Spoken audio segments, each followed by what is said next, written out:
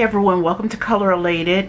So to celebrate this wig that just completed this weekend, I had so much fun making this, and I was like, I don't know where this is going to go, but I am so in love with the purple hair.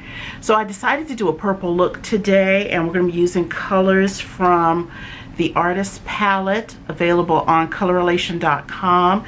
And I've also taken some colors from the 5-color eyeshadow palette in Regal.